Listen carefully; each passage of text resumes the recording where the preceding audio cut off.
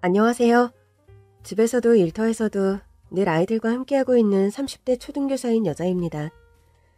어릴 때의 기억이란 인생을 사는 데 있어 때로 중대한 영향을 끼치는 것 같습니다. 제 어릴 때를 생각해도 그렇고 제 아이를 키우면서도 느끼는 것 같아요. 저는 성실하게 일하는 부모님의 장녀로 자랐습니다. 밑으로는 여동생이 하나 있어요. 공무원인 아빠 그리고 엄마는 평생 가정주부로 지내셨습니다. 제 장래희망은 초등학교 4학년 때 확고해졌습니다. 당시 학교 담임선생님 덕분이었어요. 젊은 여자 선생님이었는데 아이들을 아끼며 열심히 가르치는 분이었습니다. 자, 오늘은 큰 숫자에 대해 배울 거예요. 여러분이 아는 가장 큰 수는 뭔가요? 100이요. 100만 원은 진짜 큰 돈이지요. 100은 정말 큰 숫자예요. 100에서 0이 하나 더 붙으면 뭐라고 할까요? 전이요. 맞아요. 그럼 그 다음은? 만이요. 만. 누가 대답했죠? 선영이? 네. 훌륭해요. 그날 만을 넘어 억조라는 것을 처음 들어봤어요. 그때까지 11살이었던 제가 본 가장 큰 돈은 10,000원짜리였거든요. 그 뒤로 숫자 0이 계속 붙으면 더 큰 숫자가 된다는 것, 그리고 그걸 어떻게 읽어야 하는지 배웠습니다. 나는 1억 부자가 될 거야. 1억보다 더 큰 숫자도 배웠잖아. 이왕 부자 하려면 10억 부자는 돼야지. 너 1억 본 적 있어? 아니, 없어. 그래도 나는 커서 10억 부자 될 거야. 그럼 난 100억. 난 그럼 1000억. 그러면 아까 배운 것 확인해 볼까요? 1,000억 다음에는 뭐라고 했지? 1조야! 수학뿐 아니라 모든 과목에서 아이들이 이해하도록 쉽게 설명을 해주시는 것도 좋았지만 제가 선생님을 좋아했던 가장 큰 이유는 반 아이들 모두를 동등하게 대하며 칭찬을 아낌없이 해주셨다는 거였어요. 누군가 틀린 답변을 해도 실수를 해도 그런 것을 바로잡아주면서도 아이가 창피해하지 않게 하는 재주가 있는 분이었어요. 그때 저는 결심을 했습니다. 우리 담임 선생님처럼 훌륭한 선생님이 되어야겠다라고요. 장래희망 적는 칸에 우리 선생님 같은 선생님이 되고 싶어요. 이렇게 적은 게 기억이 나요. 제가 적은 걸 보고 선생님은 이렇게 말씀해 주셨습니다. 선영이는 왜 선생님이 되고 싶어? 선생님이 너무 좋고 훌륭하신 것 같아서요. 저도 그런 선생님이 되고 싶어요. 우리 선영이가 선생님을 많이 좋아해주니 선생님 마음도 기쁘네. 선영이는 선생님보다 더 훌륭한 선생님이 되어야지. 선생님이 되려면 어떻게 해야 해요? 공부 엄청 열심히 해야죠. 그럼 공부도 열심히 해야죠. 하지만 그보다 중요한 것은 마음가짐이야. 선영이 같은 아이들, 어린아이들을 아끼고 사랑하는 마음이 있어야 해. 선생님이 우리를 아끼고 사랑해주시는 것처럼요? 그래. 그리고 책임감도 있어야 해. 우리 친구들이 집에 가면 부모님이 계시지만 학교에 있는 동안 이 교실 안에서는 선생님을 믿고 따르잖아요.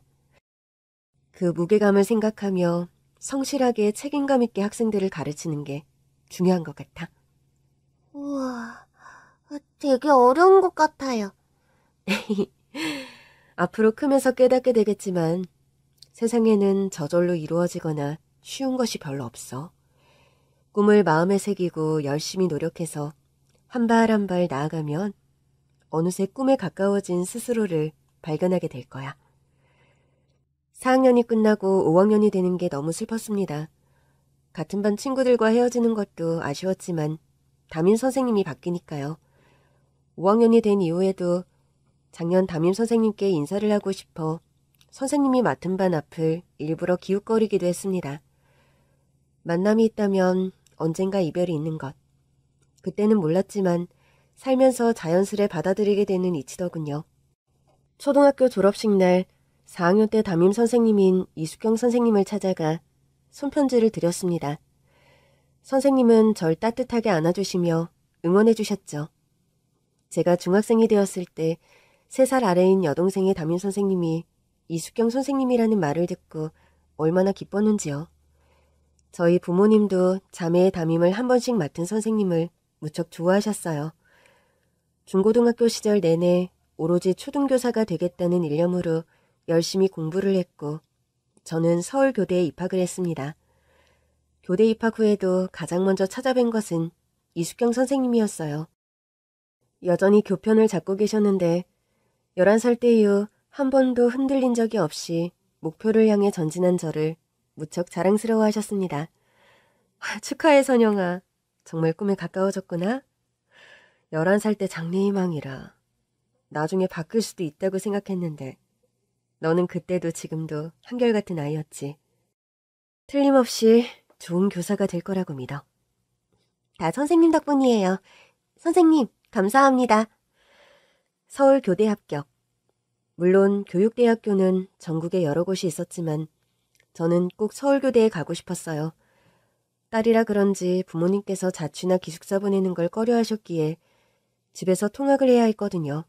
교육대학교 자체가 국립대학교고 문과 계열이라 등록금이 저렴하기도 했지만 무엇보다 교대 메리트는 임용 경쟁률이 낮아서 붙을 확률이 높았다는 것이었습니다. 그래서 사실상 서울교대에 합격하면 임용 후 초등교사가 되는 것이 당연한 수순처럼 여겨졌죠. 요즘에는 학령인구 감소로 초등교원 정원이 감축되어 서울교대 취업률이 낮아졌는데 제가 임용을 통과할 때만 해도 거의 바로 취업이 보장되는 시기였습니다. 임용 통과 후 정식 교사가 되어 초등학교 때 은사님을 찾아뵈려고 했는데 제가 임용을 보기 전 은사이신 선생님께서 지병으로 그만 돌아가시고 말았습니다. 장례식장에 가서 조문을 했고 정식 교사가 된 뒤에는 선생님께서 쉬고 계신 곳에 인사를 드리러 갔어요. 아내가 선영씨 이야기를 종종 했었습니다. 초등학교 때 선생님이잖아요. 보통 중고등학교에 가고 성인이 되어서 초등학교 때 선생님을 찾아오는 경우가 흔하지 않은데 선영씨, 아니 이제 선생님이신가요? 선생님은 꾸준히 아내를 찾아줬지요. 이렇게 그 사람이 일찍 떠날 줄은 몰랐지만 아내는 선영 선생님이 한때 자신의 학생, 제자였다는 걸 무척 자랑스럽게 생각했습니다. 교사가 되신 걸 축하해요. 분명 하늘에서 아내도 기뻐할 겁니다. 좋은 선생님이 되실 거라고 믿어요. 선생님의 학생이어서 저 또한 행복했습니다. 선생님께서 편히 쉬시기를 기도하겠습니다.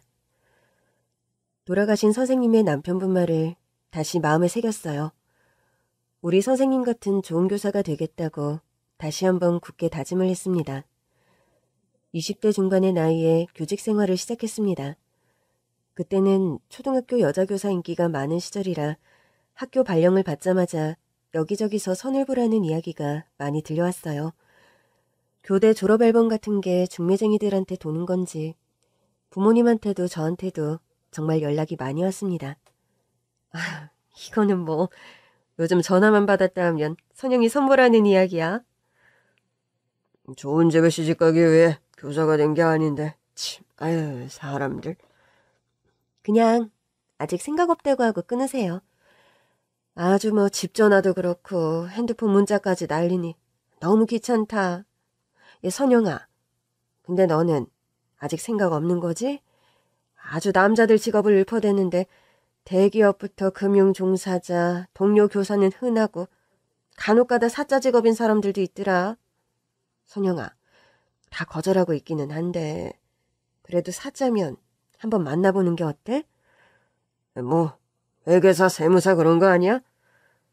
그것도 사자 들어가는 전문직이니 사자 맞죠?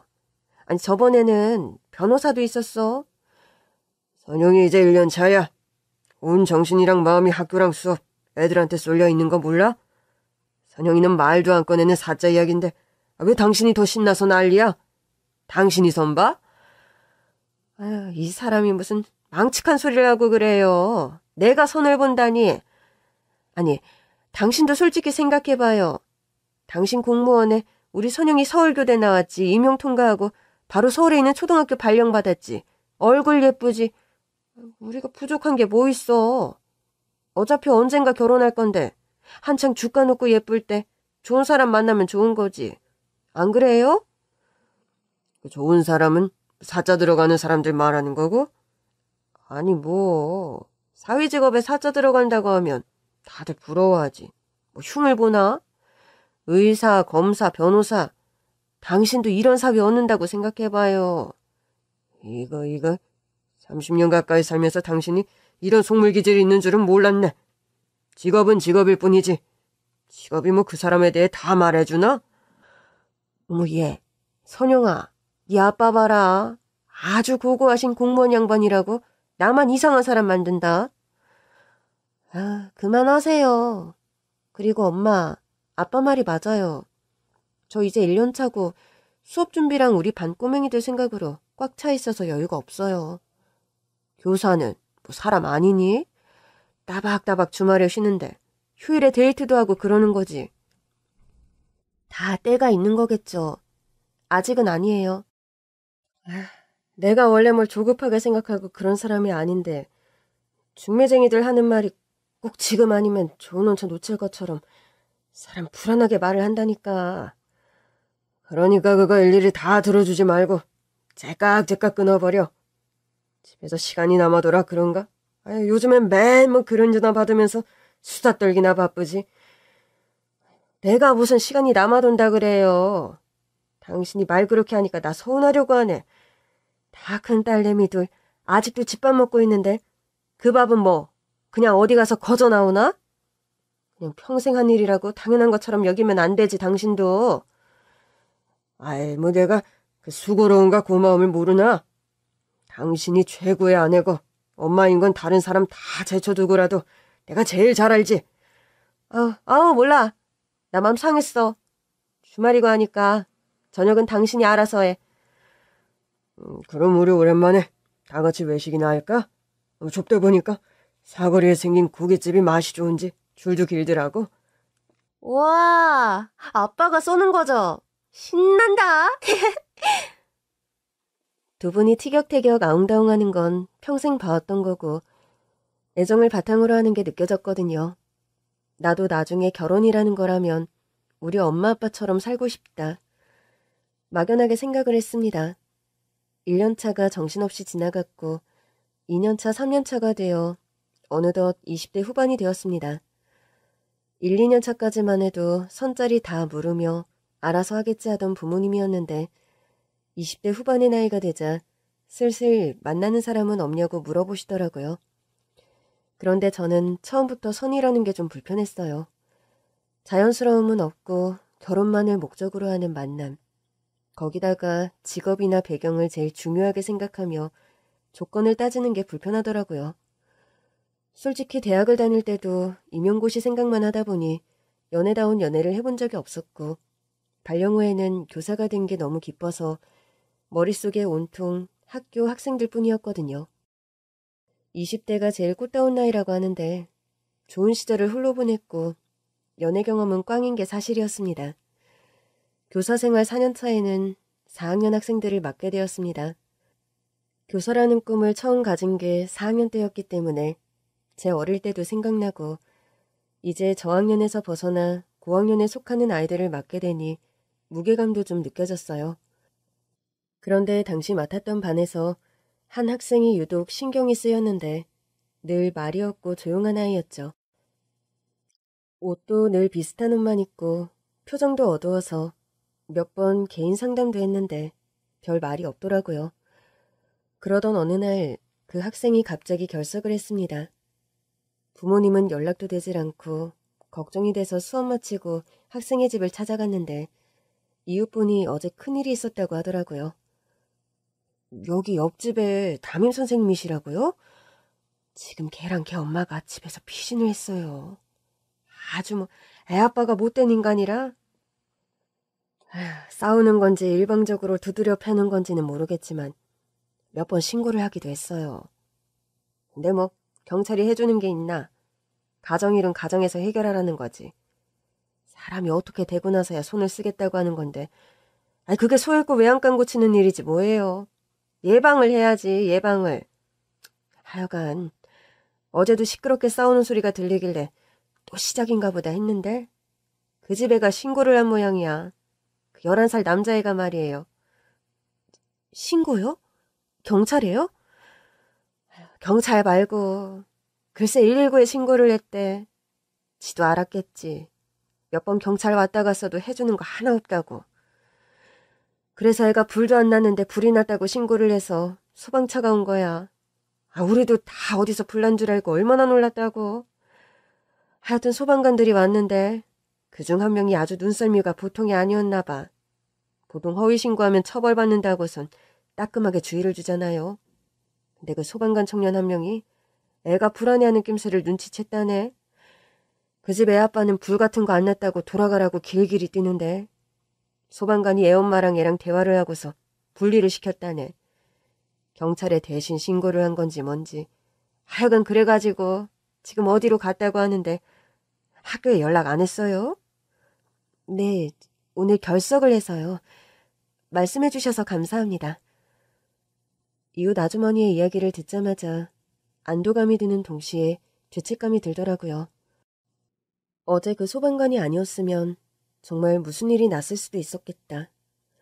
한편으로 더 적극적으로 그 아이의 이야기를 듣고 엄마를 만나봤어야 했나? 신경은 쓰고 있었지만 보다 적극적인 조치를 안 한 것 같아서 마음에 걸렸어요. 지역 소방서에서 출동을 했을 것 같아 소방서로 갔습니다. 그 이후 학생과 엄마가 어떻게 되었는지 물어보려고요. 안녕하세요.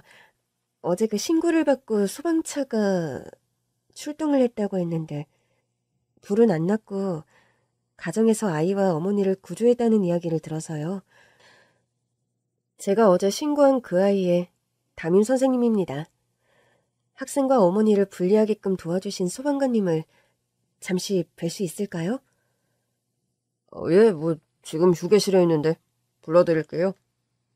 잠시 후 키가 훤칠하고 말끔하게 생긴 한 남자 소방관이 다가왔습니다. 저를 찾으신다고. 안녕하세요. 어제 화재 신고했다는 11살 아이의 학교 담임 선생님입니다. 그렇게 소방서 앞에서 어제 있었던 일과 제 학생에 대해 이야기를 나누게 되었습니다. 허위나 장난으로 하는 신고도 많거든요. 11살 아이가 신고를 했다기에 반신반의했는데 불이 났다고 워낙 다급하게 말을 해서 출동을 했습니다. 확인하고 돌아가려고 했는데 아이의 눈빛이 너무 간절해 보였어요. 도와달라고, 살려달라고 말을 하는 것 같았거든요. 뭔가 아이가 장난으로 신고한 게 아니라는 생각이 들었고 다른 소방관들과 함께 아이 아버지와 이야기를 나눈 뒤 경찰서로 아이와 엄마를 데려갔습니다. 경찰에서 분리해서 지낼 곳을 알아본다고 했는데 자세한 건 경찰서에 가보셔야 할 것 같네요. 네, 어제 아이를 구해주시고 조치를 해주셔서 감사합니다. 경찰서에 가서 신분을 밝힌 뒤 아이 소재를 알 수 있었고 찾아가 아이 어머니와 아이를 만날 수 있었습니다. 다급해서 학교에 연락도 못했다고 했는데 아이를 생각해서 이혼을 할 거고 정리가 될 때까지 가까운 친척집에서 지낼 거라고 하더군요. 아이 학교는 보내겠다는 말을 했고 저는 학생을 만나 마음을 진정시켜주며 이야기를 들어주었어요. 학교는 가고 싶어요, 선생님. 그럼 그래야지. 선생님도 친구들도 우리 윤석이 기다리고 있어. 선생님이 몇 번 물어보셨잖아요. 집에서 잘 지내는지, 별일 없는지. 그때마다 말을 하려고 했는데 이상하게도 말이 잘 안 나왔어요. 선생님한테 말했으면 분명 도와주셨을 텐데. 괜찮아.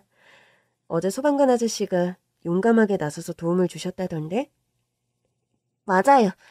가짜로 신고했다고 혼나기만 하고 그냥 가시는 줄 알았는데 소방관 아저씨 한 명이 도와주셨어요. 선생님도 다시 가서 감사하다고 인사드릴게. 친척집으로 옮기고 나서 다시 학교에서 보도록 하자. 알겠지? 교실에서 기다릴게, 윤서가. 그리고 선생님한테는 언제든 말해도 돼. 도움이 필요하거나 하고 싶은 말이 있거나 언제든. 감사합니다. 무사한 아이의 얼굴을 보니 마음이 놓였어요. 다시 소방서를 찾아가 소방관에게 학생이 무사히 잘 있다는 이야기를 전하며 감사 인사를 했습니다. 짧은 대화를 한 것밖에 없는데 마음에서 이 사람과 좀 더 대화를 나눠보고 싶다. 그런 마음이 들더라고요. 난생 처음 느끼는 감정이라 당황했지만 갑자기 무슨 용기가 생겼는지 마음에 있던 말을 해버리고 말았어요. 이렇게 알게 된 것도 인연인데 괜찮으시다면 좀 더 대화를 할 수 있을까요? 에? 지금요? 아니요. 저기 이거 제 연락처예요. 소방관이라 무척 바쁘시겠지만 쉬는 날에 뵐 수 있으면 좋겠습니다. 예, 감사합니다. 그럼 연락드릴게요. 남자에게 연락처를 먼저 준 것도 처음이었습니다. 연락이 안 올 수도 있겠다 마음을 먹었지만 은근히 신경이 쓰이더라고요. 2주 뒤 모르는 번호로 문자가 왔는데 그때 그 소방관이었어요. 그 남자가 쉬는 날 우리는 밖에서 만나 식사를 함께하고 차도 마셨습니다. 데이트를 하게 된 거죠. 소방관이 직업인 그 남자와 초등교사인 저. 우리들의 공통의 관심사는 세상과 사람이었어요. 사람과 세상을 보다 안전한 곳으로, 사람을 키워 세상을 보다 아름다운 곳으로, 직업과 관련되어 각각 이런 가치관을 갖고 있었고 자연스레 만남이 이어졌습니다. 엄마, 아빠, 저 사실 만나는 사람 있어요. 뭐? 정말이니? 주말에 안 하던 외출을 좀 한다 했더니 아니 뭐 친구 만나고 수업 준비 때문에 살 게 있다 하더니 그게 다 데이트였어? 전부는 아니고 사실 저처럼 주 5일 근무하는 사람이 아니라 그렇게 딱딱 주말에만 만나기가 어려워요. 뭐 하는 사람인데 그러니? 소방관이요. 이 지역 소방서에서 소방관으로 일하는 사람이에요. 만난 지 반년이 넘었을 때 부모님에게 그 남자에 대한 이야기를 했는데 공무원이신 아빠는 같은 국가직 공무원에 속하는 소방관을 이해하셨어요. 같이 국민 세금으로 월급 받는 사람들이라고요. 또 평소에도 소방관을 존경한다고도 하셨죠. 엄마도 좋아하셨지만 소방관 일 자체가 위험하다는 생각에 걱정을 많이 하셨고요. 몇 달 후 부모님께 소개를 시켜드렸고 멀리 지방에 계신 시부모님이 올라오셔서 상견례를 했고 그 다음 해에 결혼식을 했습니다. 남편이 일하는 소방서, 제가 출근하는 학교, 친정 부모님 댁이 같은 지역이었거든요. 그 지역에 신혼집을 얻었습니다. 그 사람이 살던 작은 원룸을 정리하고 그간 모아두었던 돈과 대출을 받아 시작했어요. 결혼할 때부터 1년 정도는 신혼생활을 하고 아이는 천천히 낳자 이야기를 했었고 그 계획대로 1년 동안 달콤한 신혼생활을 했습니다. 선주야, 너도 결혼해. 언니 갔으니까 너도 가야지. 와, 몇 년 전만 해도 언니가 그 좋은 선자리 다 거절하길래 언니가 독신주의자인가? 그런 생각을 했는데 완전 이제 앞장서서 결혼을 장려하네. 결혼 예찬론자가 됐어. 아유, 신혼생활이 얼마나 좋으면 너한테 그런 이야기를 하겠니? 예, 언니 갔으니까 너도 빨리 가. 선주 너 가면 아빠랑 다시 알콩달콩 신혼때처럼 살 거니까. 뭘? 다시 신혼때처럼 산다고? 뭐 지금 내가 집에서 사는 게 엄마 아빠한테 방해라도 되는 것처럼 말하네? 그러니까 너도 더 늦기 전에 얼른 가라는 거야. 언니 요즘 얼굴도 좋아졌잖아? 우리 사위는 하는 일도 훌륭하지만 집에서도 너희 언니한테 얼마나 잘하는지. 사위 사랑은 장모라고 하던데 딸만 키운 엄마는 그냥 아들 생긴 것 같아서 너무 든든하고 좋다 얘. 주말에 남편과 함께 친정에서 시간을 자주 보냈어요. 저희 엄마 아빠가 사위를 너무 아낀다는 게 눈에 보였고 남편도 저희 엄마 아빠한테 너무 잘했습니다. 명절에는 멀리 지방에 계신 시부모님을 찾아뵈었고 휴무인 날에는 쉬고 싶은 마음일 텐데 부지런히 온갖 집안일에 요리도 다 하는 남편이었습니다. 신혼을 즐기고 1년 뒤 임신을 했습니다. 몸이 허락하는 한 학교에 최대한 오래 있고 싶었는데 학기 중에 담임 선생님 바뀌는 게 아이들한테 혼란스러울 것 같아 1학기까지만 근무를 한 뒤 육아휴직에 들어갔습니다. 쉬면서 몸을 잘 관리했고 무사히 출산을 했습니다. 부리부리한 눈매와 오똑한 콧날, 남편을 쏙 빼닮은 아들이었죠. 민수야, 까꿍, 할미다 할미. 외할미 목소리 기억나요? 우리 민수 뱃속에 있을 때부터 외할미가 민수한테 말을 많이 했는데. 민수야, 까꿍. 임신 출산 기간 동안 친정이 가까이 있는 게 얼마나 다행이었는지 몰라요. 엄마가 원래도 가정주부셨고 저희 집에 왔다 갔다 하며 임신 기간부터 반찬이랑 다 챙겨주셨거든요. 그래도 장모님이 너무 집에 자주 오는 게 혹여나 불편할까 싶어 슬쩍 물어본 적도 있었는데 남편은 늘 감사함을 표현했어요. 장모님이 가까이 계셔서 얼마나 다행이야.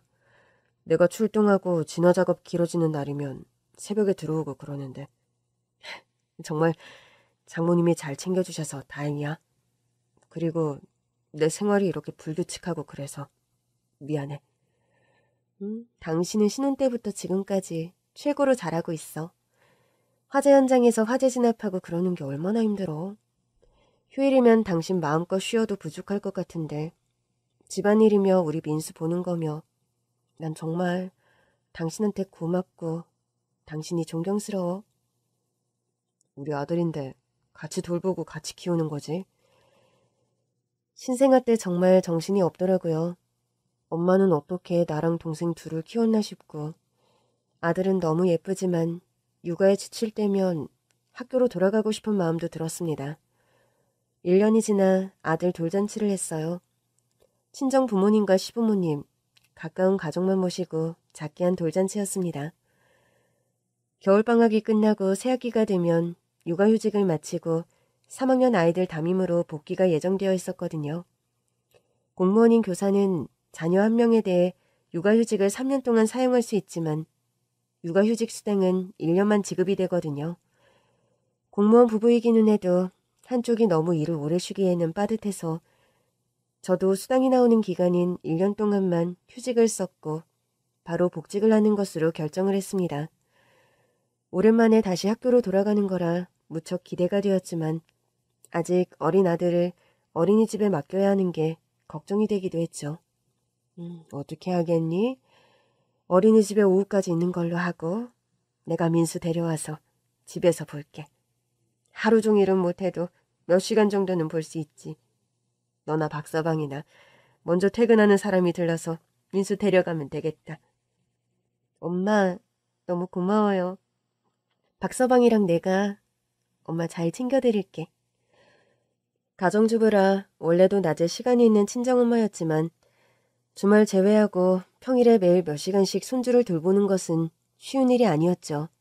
가끔 약속도 생기고 그러는데 그럴 때마다 남편과 저의 근무 시간 요일을 조정해 날짜를 정했고 대신 부족하지 않게 친정엄마에게 용돈을 드렸습니다.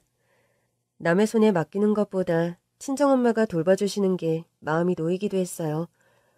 아들 어린이집 선생님들도 너무 좋으셨고 다시 학교로 돌아가니 생활에도 활기가 생기더라고요.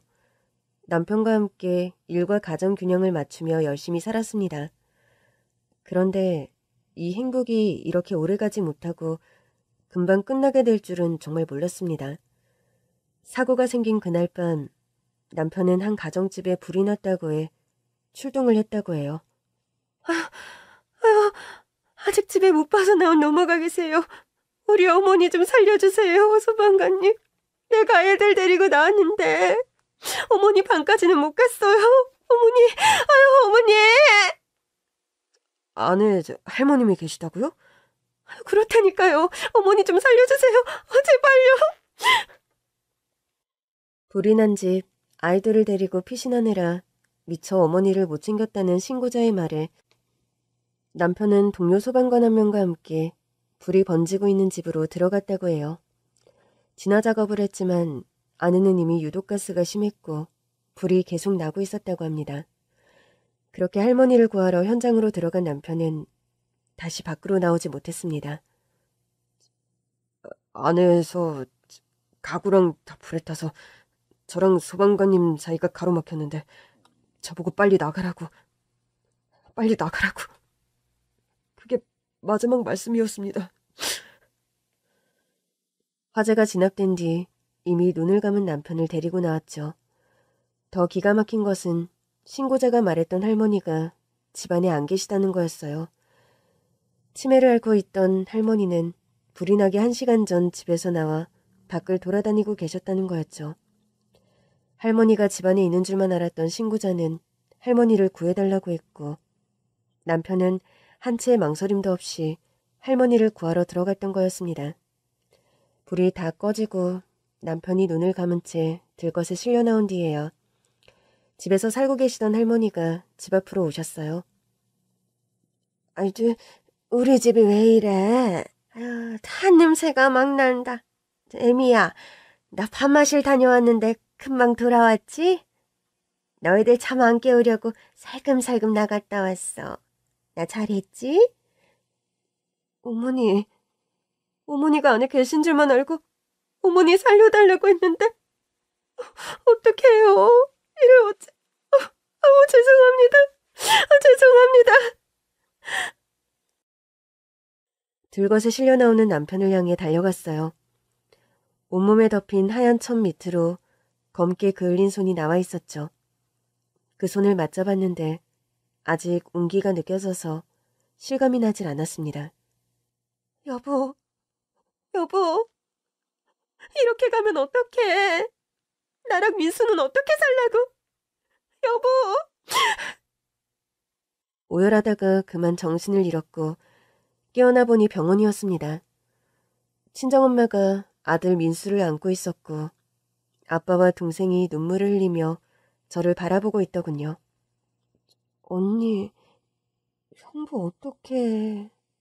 언니. 휴직 후 학교로 돌아온 지 2년밖에 되질 않았는데 다시 휴직 신청을 해야 했어요. 남편의 연결식은 순직 소방관 최고의 격식, 예우를 갖춰 진행되었습니다. 3살밖에 안 된 아들, 그리고 저를 보며 모든 사람들이 눈물을 참지 못했어요. 모든 것이 꿈만 같았습니다. 매일 같이 지내던 남편이 갑자기 사라진 집이 허전하게 느껴졌어요. 너무 어린 아들은 아무것도 모른 채 아빠를 찾았죠. 휴직 기간 친정의 보살핌을 받으며 아이를 돌봤고 1년 뒤 다시 복직을 했습니다. 그렇게 친정의 도움을 받아 교직 생활을 이어가며 아들을 키울 수 있었습니다. 남편이 떠난 지 10년, 아들은 곧 중학생이 될 나이였어요. 친정 부모님, 여동생과 함께 온 마음으로 아이를 돌봤지만 아들에게 아빠의 부재는 생각보다 크게 느껴지는 것 같았죠. 민수야, 오늘이 아빠 기일이야. 아빠 돌아가신 지 10년이 되었어. 아빠는 훌륭하신 분이었어. 세상을 안전하게 하기 위해 노력한 멋진 사람이었어. 엄마, 꼭 그 일을 아빠가 해야만 했어요? 아빠가 자랑스럽지만 나는 솔직히 아빠가 잘 기억이 안 나요. 사진을 매일 봐서 얼굴은 알지만 아빠의 목소리도 아빠의 품도 나는 기억이 안 나요. 세상을 안전하게 만드는 거 꼭 아빠가 하지 않아도 됐을 텐데. 그냥 민수 옆에서 아빠로 있어주면 좋았을 텐데. 민수야, 엄마도 아빠가 너무 보고 싶어. 아빠가 계시면 우리 민수 키 많이 자랐다.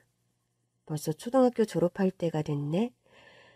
우리 민수 아빠 닮아서 잘 컸다. 그렇게 말씀하셨을 거야. 교사이기에 여름 겨울방학 때 시간이 많잖아요. 방학 때마다 아들에게 여러 경험을 시켜주기 위해 가진 노력을 했지만 어딜 가나 아들의 눈길은 아빠와 함께 있는 다른 아이에게 향해 있었습니다. 모르는 척했지만 그 모습을 볼 때마다 가슴이 무너지는 것 같았어요. 누구를 원망하겠니? 남을 위해 살다 떠난 사람인데 우리라도 박서방을 기억해야지. 세상에 빛이 되는 사람이었다. 남편이 떠난 지 얼마 안 됐을 즈음 친정엄마는 원망을 많이 했거든요. 사람 없는 집에 사람 있다고 구해달라고 말한 신고자. 너무나 젊은 나이에 그 일을 데려간 하늘. 모든 것을 원망했는데 세월이 지나자 그것을 의연하게 받아들이셨어요. 희생을 하고 떠난 고귀한 사람이었다고요. 교직 자리를 지키며 아이를 키우는 사이 저는 어느덧 39살, 40을 바라보는 나이가 되었습니다. 그때 재직 중이던 학교에 한 교사가 정근을 왔어요. 아주 먼 지방에서 왔다고 하더군요. 교사회이며 학교에 대해 잘 알려주라는 부장교사의 지시에 따라 새로 정근 온 교사와 마주할 일이 많았습니다. 나이가 언뜻 저랑 비슷해 보였어요. 방학을 앞두고 교사 회식이 있던 날, 회식 끝나고 여러 대화를 하게 되었죠. 박 선생님, 학교는 어떠세요? 계속 지방에 계셨다고 들었는데. 네, 이제 좀 적응이 됩니다. 이돈 학교보다 학생 수도 많고 평생을 지방에 살았는데 학교보다는 서울 생활 적응이 쉽지 않네요. 모르는 사람들은 서울로 발령받아 출세했다고들 하는데 저는 잘 모르겠어요. 사실 지원할 때만 해도 정말 정근이 될 줄은 몰랐거든. 그렇지만 학교 선생님들도 다 좋으시고 또 김 선생님이 잘 챙겨주신 덕분에 잘 지내고 있습니다. 혹시 자녀가 있으세요? 저는 아들이 하나 있는데 저희 학교 다녔어요. 담임으로는 못 만나지만 그래도 학교에서 오며 가며 아들을 볼 수 있어서 마음이 놓이더라고요. 요즘 중고등학교는 입시 때문에 교사 자녀가 부모와 같은 학교에 다니는 게 좀 문제가 될 수도 있다고 하던데 저희 아들은 이번에 졸업해요. 선생님 자녀분도 우리 학교에 다니시는지 해서요. 저는 자녀가 없습니다. 그러시군요. 자세히 묻지 않았는데 나중에 동료 교사한테 이야기를 들었어요. 정근은 박 선생님 말이야. 대단한 분이셔? 왜요? 보통 지방에서 정근 오고 아이가 초등학생이면 같은 학교 들어오기도 하잖아. 나이도 꽤 있는데 아이 없다고 해서 그런가 보다 했는데 아내분이 투병 생활을 오래 하셨다네. 거의 결혼하고 나서 1년? 바로 암 발견되어가지고 신혼생활이고 뭐고 병간호만 하셨대.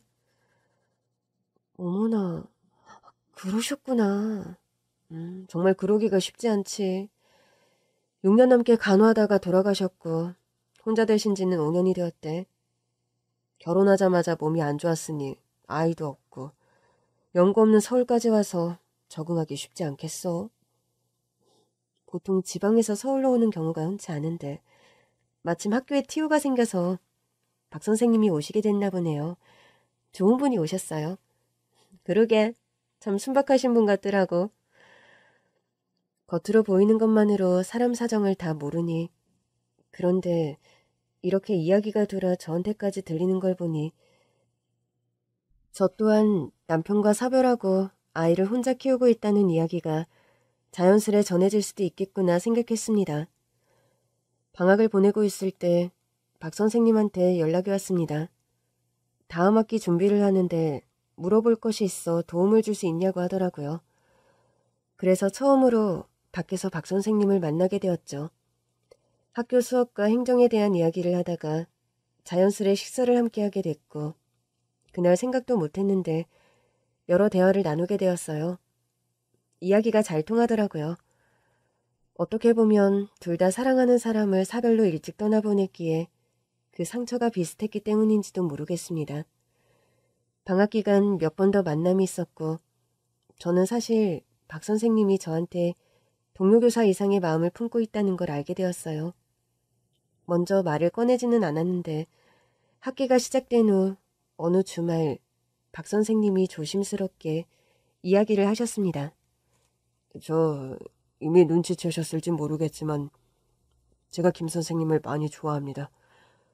결혼하기 전에도 아내만 바라봤고 행복한 가정생활을 꿈꾸며 결혼을 했지만 그게 저희 마음대로 되지는 않았어요.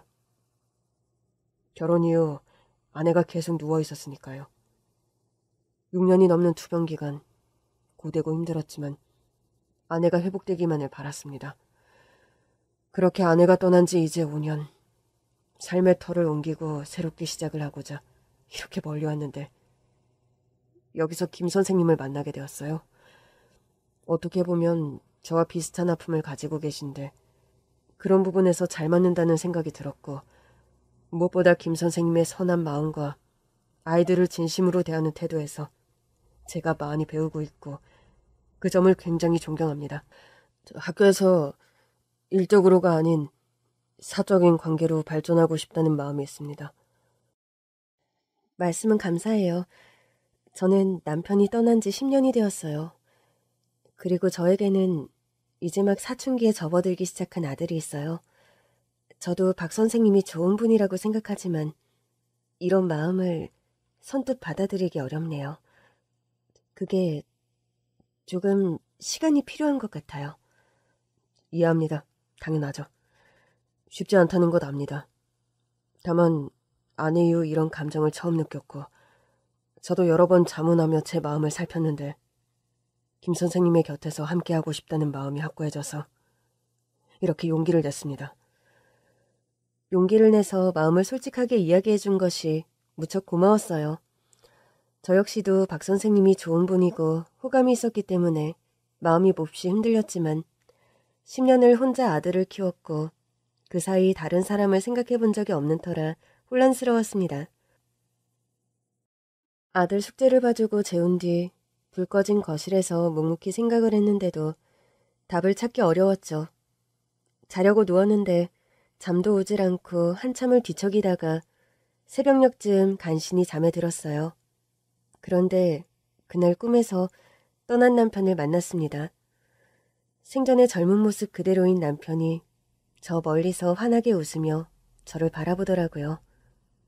민수 아빠 보고 싶었어. 거기서 잘 지내고 있지? 우리 민수 이제 곧 중학생이야. 우리 민수 많이 컸지? 당신이 있었으면 좋았을 텐데. 여보, 보고 싶어. 꿈에서 한참을 남편에게 말을 했는데 잔잔한 미소를 지으며 제 말을 들어주던 남편이 벼랑간 뒤돌아가더군요.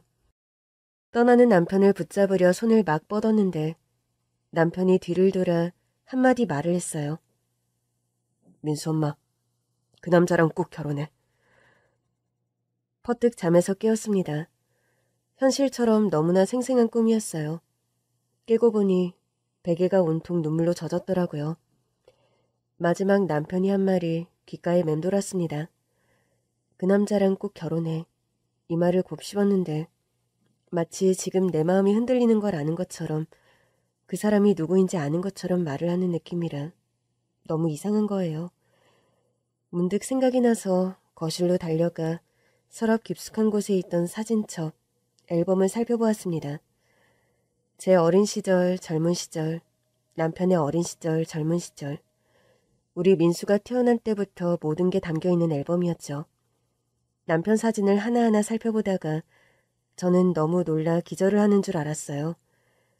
남편이 고등학교 때 친구들과 함께 찍은 사진인데 남편 옆에 너무 익숙한 얼굴이 눈에 보이는 겁니다. 세월이 흘러 나이가 들었지만 남편 옆에 있는 그 남자는 저에게 고백을 한 박 선생님이 틀림없어 보였어요. 심장이 두근두근거리고 정말 박 선생님이 죽은 남편과 아는 사이인가, 이게 무슨 인연인가 당장 묻고 싶은 마음을 누르며 이 생각 저 생각으로 하얀 밤을 지새웠어요. 아침이 되어 박 선생님에게 연락을 해서 만났습니다. 방학이 시작한 직후였죠. 카페에서 만났을 때 조심스레 사진을 보여주었어요. 이 사진, 이걸 어떻게 김 선생님이 가지고 있으시죠? 여기 이 사람이요.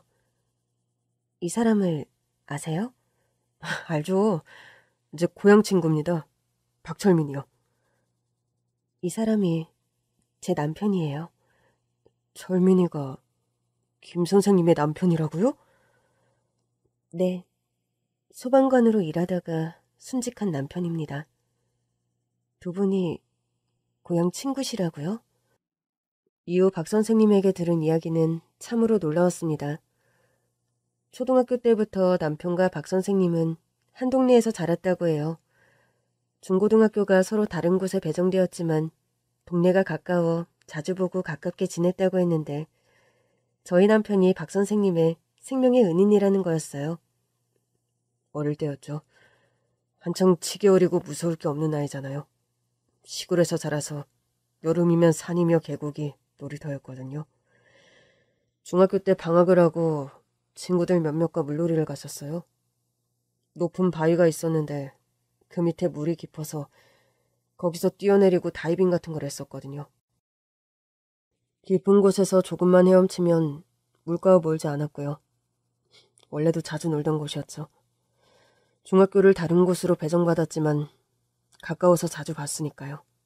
하여튼 어느 여름에 평소처럼 거기서 뛰어내리고 물장구 치고 놀고 있었는데 제가 그만 물속에서 쥐가 나서 깊은 곳에서 빠져나오질 못하고 있었어요. 떠내려갈 참이었는데 철민이가 물로 뛰어들어 허우적거리고 있던 저를 붙들고 물에서 나왔습니다. 그때 주변에 어른들도 없었는데 철민이가 아니었다면 전 정말 어떻게 되었을지 몰라요. 저희 부모님께서도 철민이한테 감사하다고 인사를 할 정도였으니까요. 생명의 은인이죠. 고등학교까지 한 동네에서 지내다 진로 때문에 멀리 떨어지게 되었어요. 저는 지방의 교육대학에 입학했고 철민이는 군대에 다녀온 뒤 서울로 갔다고 하더라고요. 20살 초반까지 몇 번 연락을 하며 지냈지만 저는 계속 지방에 있고 철민이는 서울에 자리를 잡은 터라 얼굴을 자주 볼 기회가 없었습니다. 아주 나중에 건너 소방관이 되었다는 말도 들었고 그랬는데 아시다시피 결혼 직후 아내가 너무 아팠고 교직 생활 이어가며 병간호를 병행하다 보니 정말 하루하루를 바쁘게 보냈어요. 김 선생님이 선영 씨가 철민이 아내인 줄은 몰랐습니다. 세상에 어떻게 이런 인연이 다 있나요? 먼저 떠난 남편과 박 선생님의 인연도 너무 신기했고 그날 꿨던 꿈도 너무 생생했고 어쩌면 박 선생님의 생명의 은인이었던 남편, 먼저 떠난 남편의 뜻이 아니었을까. 홀로 아들 키우며 지내는 제 곁을 박 선생님이 지켜주라는 그런 뜻이요.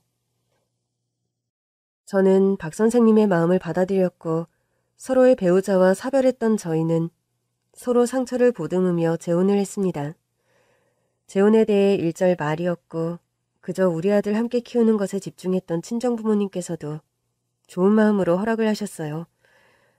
무엇보다 너무 감사한 것은 재혼한 남편이 제 남편이자 저희 아들의 아빠가 되어주었다는 거였어요. 아이에게 천천히 다가갔고 아이와 함께 시간을 보내고 정성을 다했습니다. 아빠라는 존재를 평생 그리워했던 우리 아들은 현 남편에게 마음을 열었죠. 공놀이도 함께하고 수영도 가르쳐주고 목욕탕도 함께 가고 아빠의 역할에 가장 성실한 남편입니다. 그리고 재혼을 한 지 2년 뒤인 현재 남편과의 사이에서 둘째가 태어났습니다. 예쁜 딸이에요. 나이 40이 넘어 임신을 한 터라 너무 걱정이 많았는데 다행스럽게 건강한 아이가 태어났어요.